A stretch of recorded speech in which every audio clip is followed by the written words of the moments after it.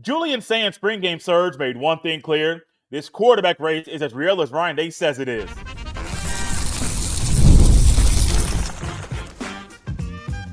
You are Locked On Buckeyes, your daily podcast on the Ohio State Buckeyes. Part of the Locked On Podcast Network, your team every day. Welcome in, Buckeye fans, to your Hump Day edition of Locked On Buckeyes, which is your daily Ohio State podcast, part of the Locked On Podcast Network, your team every day. I'm your host, Jay Stevens, veteran sports talk host, delivering passionate coverage about your Buckeyes.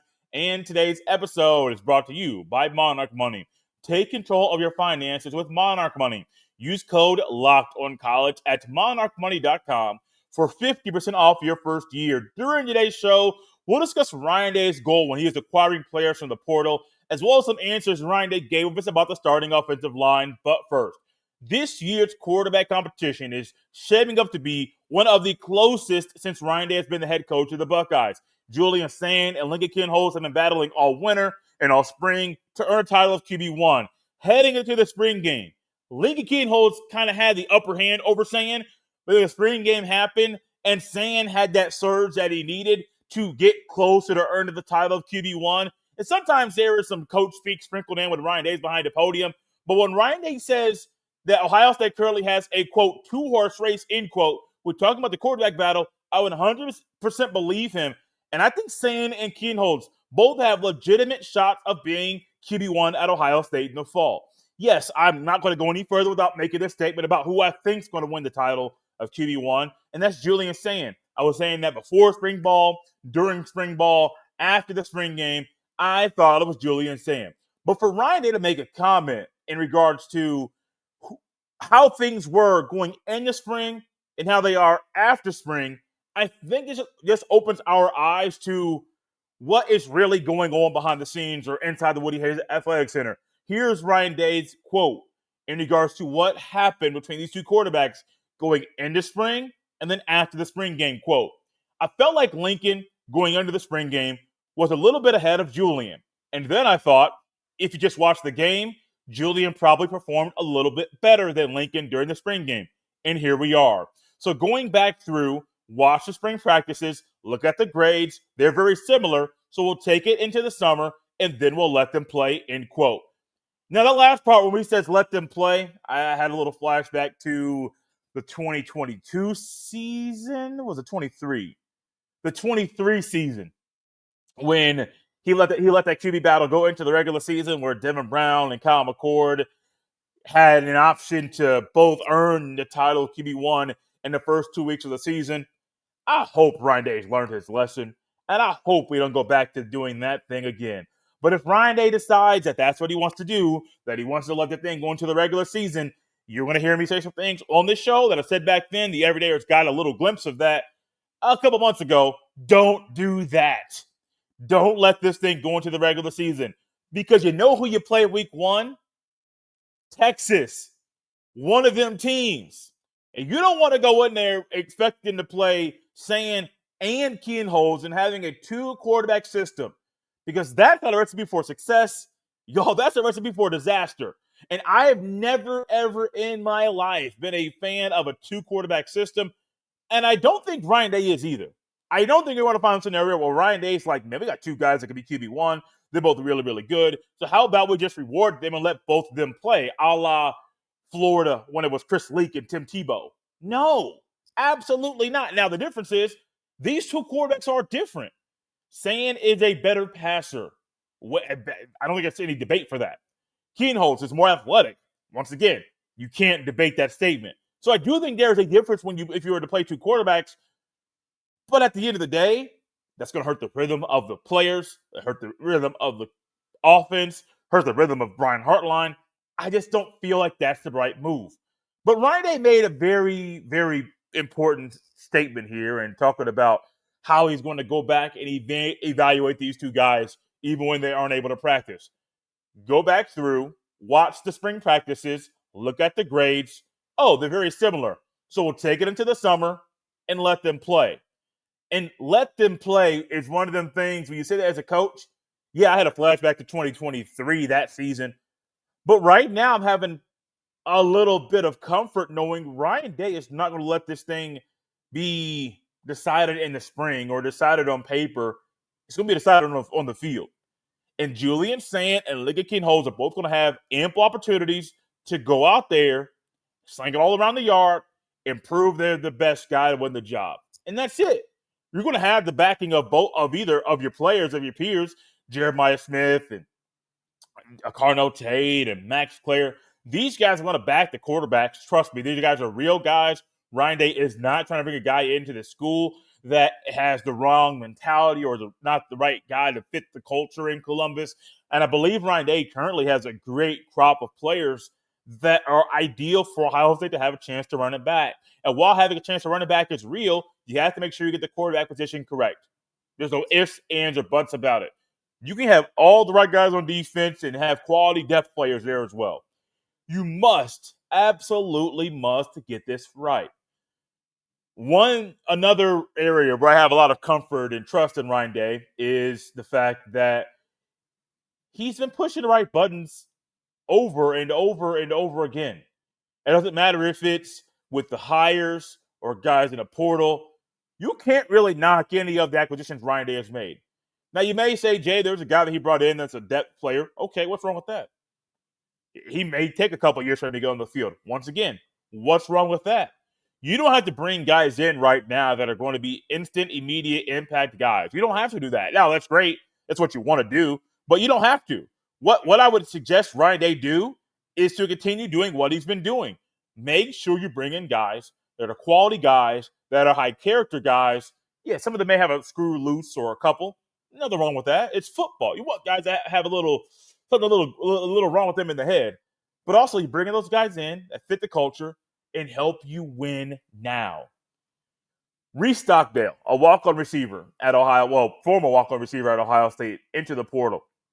And he is one of those guys that you may know his name. You may see the number 87 up there on the field during warm-ups and things like that. But what do you know about Reese Stockdale? He had high praise from C.J. Stroud in 2022. Stockdale didn't play. He wasn't a starter. He wasn't even one of a 4 or 5 star guy that just never put it together. No, that wasn't him. But sometimes those guys that are depth pieces, either on scholarship or walk-ons, those guys are they're pivotal to your team getting the right preparation for the upcoming game. Same thing with guys in the portal. Ryan Day is going out there and trying to find guys that can make you better now, that can help upgrade your roster now. For these two quarterbacks, what is Ryan Day doing? He could have said, no, we don't want to have both of you, or given the real about to both quarterbacks at the end of spring practice. But Ryan Day's focus right now, he has a focus for the portal. He has a focus in this quarterback race. His focus right now is to make sure that these two guys get it, that they let them decide it on the field. So the peers can see, so the coaches can see, so everybody can see what happens out there, so there's no ifs, ands, or buts about it in regards to who the right guy is to lead the Buckeyes offense in the fall. I said it once, I'll say it 1,000 times.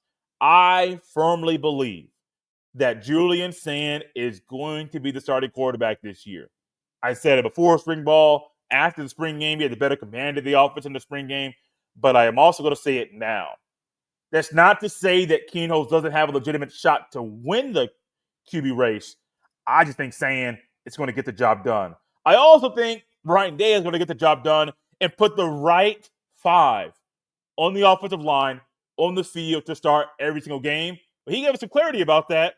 We'll fill you in on what Ryan Day said about the starting O-line in Columbus next. This episode is brought to you by Monarch Money. Ever check your bank account and wonder, where did all my money go? Between dining out, online shopping, and entertainment, it's easy to lose track. That's where Monarch Money comes in. Your personal CFO, giving you full visibility and control over your finances. Monarch Money isn't just a budgeting app. It's a complete financial command center. You can track all your accounts, investments, and spending in one place, so you stop just managing your money and start building wealth. When I started using Monarch, I realized just how much I was spending on food delivery. Now, I budget smarter and save more. Managing money with your partner is smoother than ever. You can track shared and personal accounts, set goals, and stay on the same page without the stress. Take control of your finances with Monarch Money. Use code LOCKEDONCollege at monarchmoney.com for 50% off your first year. That's monarchmoney.com, code LOCKEDONCollege for half off your first year.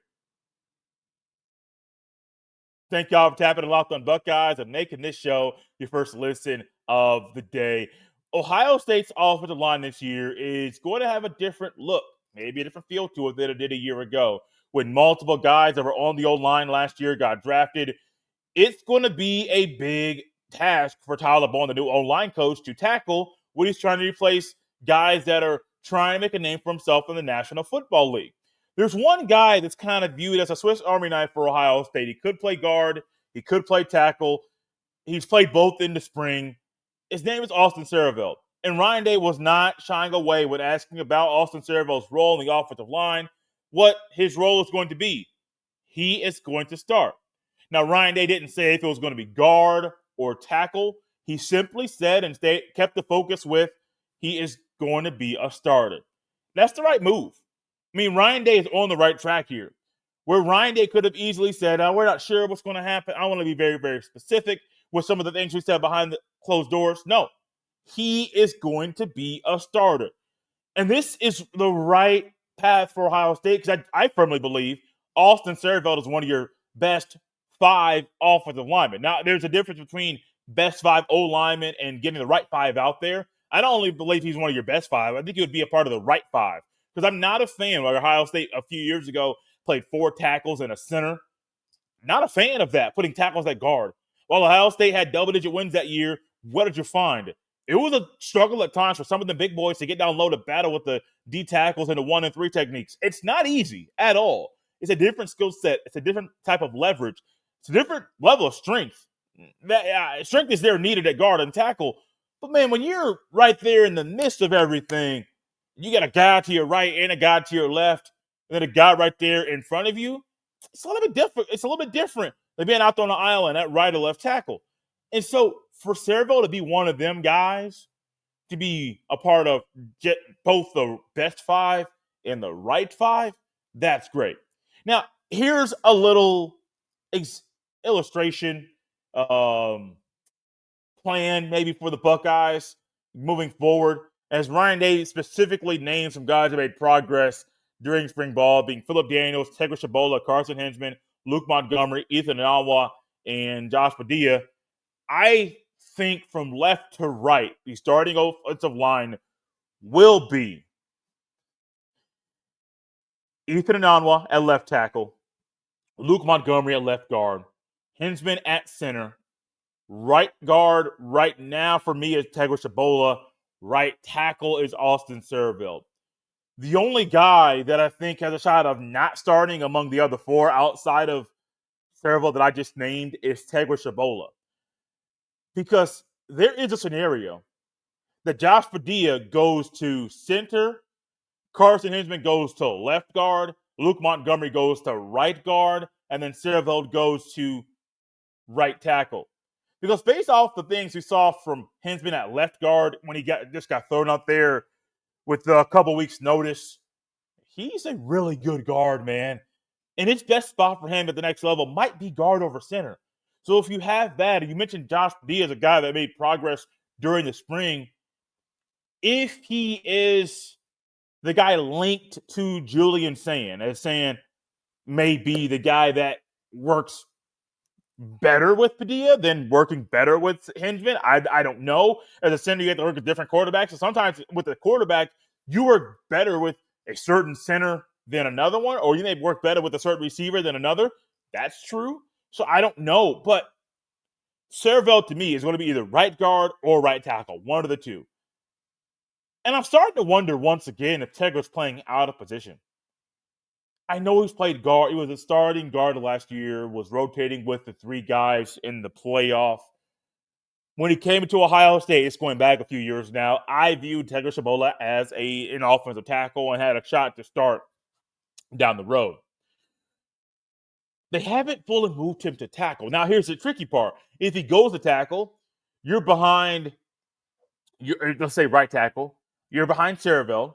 you're behind Phillip Daniels, and you're behind Ian Moore. Those are three guys you're automatically behind. If you stay at guard, you're behind Siereveld, but he's going to start, so you may be starting alongside of him.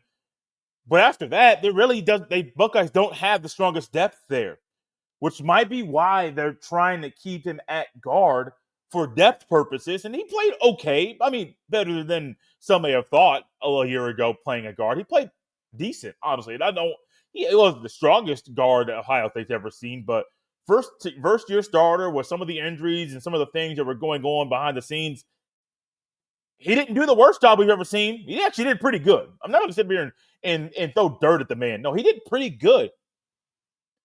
Sierveld's the guy. And you need to get these kind of answers in right now for the offensive line, because one of the hardest things to do on any team on either side of the ball is build chemistry with the offensive line. Because unlike what you have in the secondary when the Buckeyes are going to start 5 DBs, those guys not only have different responsibilities, they're in different parts of the field. Your corners are on opposite sides of the field. Your safety, one could be 18 yards back, one could be 5 yards off the line of scrimmage. Like, your safeties are playing different parts of the field. For the offensive linemen, they are linked. They could be arm in arm walking to the offensive line. They wouldn't do that, but that's how close they are. They have to work so close together that they need a lot of time. And if you get clarity on the starting O-line now, these guys could put in work by themselves, trying to get footwork right, trying to get pass pro right, trying to get all the things right so they can build chemistry as we speak. So when week one comes around, when fall camp starts, they're not trying to pick up where they left off at the spring and maybe are a little rusty. No, you're trying to continue the work you've been doing in the summer, even though it wasn't on the practice field with coaches around. That's what you're trying to do. So I'm glad Ryan Day is. Sometimes coaches want to keep their depth chart and their starting offensive lines to themselves. They don't want to let it out to the public. I'm glad Ryan Day is doing this. And here's my, I won't say wish, my want or desire. It's a wish. I'll put it as a wish. My wish for Ryan Day is that he would start releasing a weekly depth chart moving forward. Or if it's not weekly, I'll be a little nicer here. Release one at the beginning of the season. What is the problem with that? Oh, it's a competitive advantage that he has to not release one. Okay. You know what's actually out there? There is a website that has depth charts. Now, these are projected because some schools don't release them to the public, but there is a website out there. You can literally Google Ohio State depth chart, and you can go to ourlads.com, and it'll pull up Ohio State's depth chart. So if you're trying to get a competitive advantage, another coach can get that information for free on the internet. Or they can just make a couple phone calls, they can make a few text messages, and get that information that they want. So I understand the competitive advantage that you're trying to have by not releasing one. Let's be real.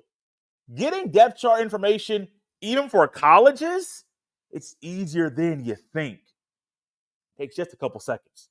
It's not that difficult. It's not that hard. Trust me. People that don't even cover Ohio State can look out there and say, oh, okay, Ohio State starting whatever went down. Who's next up? Well, you just Google Ohio State depth chart. That site's going to come up, and they're going to say, oh, he's next in line. That's not coming directly from the school.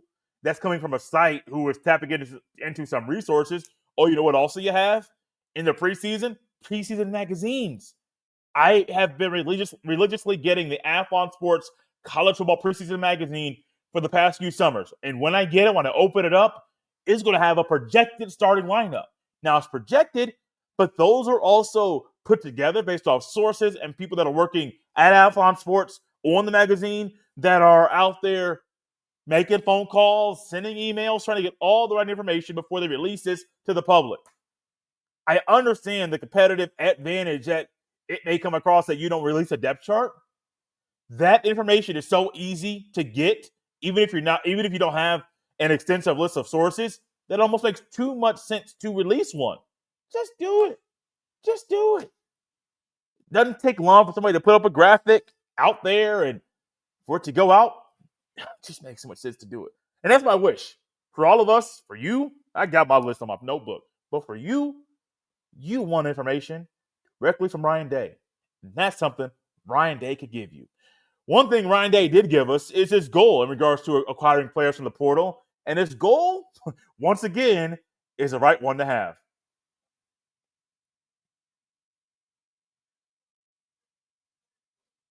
Thank y'all for tapping and Locked on Buckeyes and making this show your first listen of the day.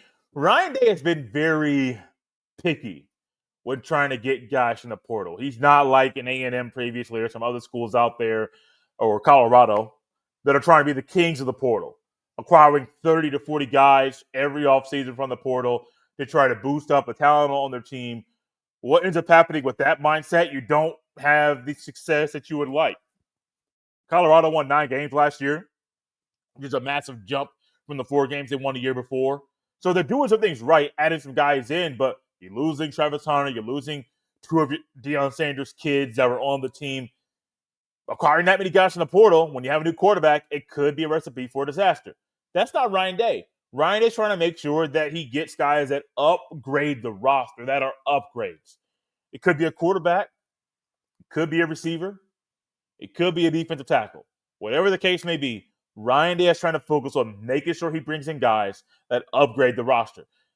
And you may be thinking about a guy that was recently a transfer to Ohio State. I believe his name was Justin Terry. That was the off-the-tackle transfer from West Virginia. He's a Pickerington kid, so he's right here in the heart of Ohio. So him coming to Ohio is no surprise. But also, while he does not boost up the starting lineup on the offensive line, he does boost the depth, and he upgrades the depth for Ohio State. And that's just one example where Max Clare, he does not only boost the tight end room, he upgrades the options Ohio State's offense has with him out there on the field, where there are different weapons, different styles in the tight end room. They're going to make the Buckeyes offense have so many weapons, defensive coordinators might not know how to slow them down. When it comes to upgrades, you want to go a guy that was a big upgrade for Ohio State? Beau Atkinson. Ryan Day had this to say about this talented edge defender. Quote, very excited about adding Beau. We think it's a great addition to the room. Somebody who has some real experience, some real size, and he's excited about being at Ohio State, end quote.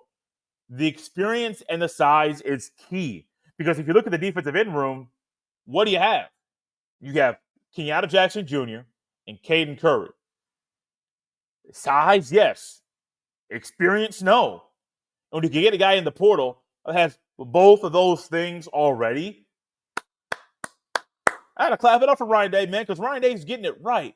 He's once again getting it right. Now, in regards to making upgrades and getting guys from the portal at defensive tackle, Ryan Day did say Ohio State is looking at guys that are defensive tackle options in the portal, but he doesn't want to take just someone to take someone. Here's Day on this very topic. Quote, we have.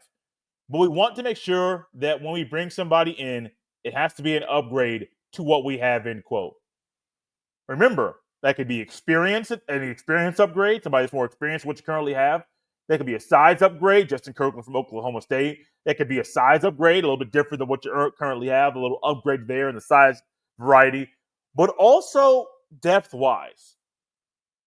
If you look at solely the defensive tackle position, you don't have a lot of experience. You have size, but you don't have the depth. So when it comes to size, experience, and depth, that position is lacking. Contrary to the defensive end, you have more experience there. You have pretty good size there. But also, you're adding depth by simply moving a couple of guys to different positions. So it's not like Ohio State's not adding depth through the portal. They're adding depth of guys that are currently on the roster. Think about it. So you have Beau Atkinson, who just came in, edge defender for North Carolina, transferred to Ohio State this spring. You got Caden Curry and Kenyatta Jackson Jr., been around Ohio State for a long time. They're program guys, also really good guys. They're going to be good starters this year. But then you have C.J. Hicks moving from linebacker to the edge. You have Arvell Reese, who is cross-training from playing linebacker to also playing on the edge. Both Hicks and Reese are guys that can be lethal coming off the edge, setting the edge, going up and rushing a passer, they can be elite there. So while Ohio State is not stacking numbers by getting multiple defensive ends to transfer, well, actually, they did get multiple defensive ends. I forgot about Logan George, the FCS transfer in the winter time. Logan George. So you are adding multiple guys from the portal at defensive end while also doing things on your own roster to make sure that the defensive end room is not only deeper, but it's also more versatile. That's what you want. So when it comes to the defensive tackles, you got size. Katie McDonald's not a small man. Edgecuse is not small. Jason Moore, not small. Tell Malone, not small for that position. Not small at all. So you have size. Can you get more size? Yes. I mean, Justin Kirkland, I'm going to keep talking about this until he makes a statement about where he's going. Justin Kirkland, 6'3", 345 pounds, played at 2 schools previously, Utah Tech and then Oklahoma State. Had a couple years there at Oklahoma State. What is he? He's a big man, human being who is your traditional nose tackle. For Ohio State, who is trying to not only play a 4-2-5, might eventually run and play a 3-3-5 or a 3-2-6, whatever the case may be, what are you going to find? You're going to find that Ohio State is going to have a 3-man front at times. Yeah, Cade McDonald's good there. You have other guys there that might be good there. But why not bring somebody in that's already excelled at that position? He's good. He's lateral. He can move a little bit for his size. Why not bring him in? Now, for Kirkland, I want to reiterate something that the Everydayers heard when we discussed him on the show. Kirkland is a Utah kid. It wouldn't shock me if Kirkland was pursuing Utah or even BYU to go play final year of college football there, because those are the schools, the main schools in the state. It would make a whole lot of sense. You already went to one Utah school. Why not finish your career at another? But if he doesn't want to, if he wants to play for a winner, if he wants to get a ring and join Ohio State in their quest to run it back in 2025, come to Columbus, Ohio. Trust me, they're going to love you. They're going to feed you. They're going to treat you like one of their own. You saw what happened a year ago with Will Howard. He came in. He bought into the program. He thanked God for making him be a Buckeye. I mean, Will Howard got it. Justin Kirkland. Also, there's no better way to learn as a defensive lineman than to learn from one of the best. I don't want to say one of the GOATs, because I think it's only one GOAT, just literally by the exact definition of what we're saying. But one of the best in the country at coaching the D-line, that's Larry Johnson. So there's so many benefits of if Kirkland decides to come to Ohio State. It would line up to the upgrade part, making sure you upgrade. Now, here's something I didn't really say. I'll save it for tomorrow. Come back tomorrow. I'm going to tie something into this very topic about upgrading at positions with the quarterback room. You'll get it tomorrow's show. But Ryan Day's focus right now with the portal, I love it. He has continued to push the right buttons. He's continued to make the right decisions. And he's continued to gain the trust of you and I at times when we may have lacked trust and faith in Ryan Day, the head coach. Keep this focus, Ryan Day. You're on the right track. Thank you all for tapping the Locked On Buckeyes and making this show your first listen today. For your second listen, check out the Portal Show. Brian Smith has the latest rumors, portal entries, and signings. Be the most informed fan on the rapid changes to the college football landscape. Find the Portal on YouTube or wherever you listen to podcasts. You can follow me on any social media platform at jstevens07. Send every email to jstevens317 at gmail.com. It's been Locked On Buckeyes right here on a Wednesday. We'll see you next time.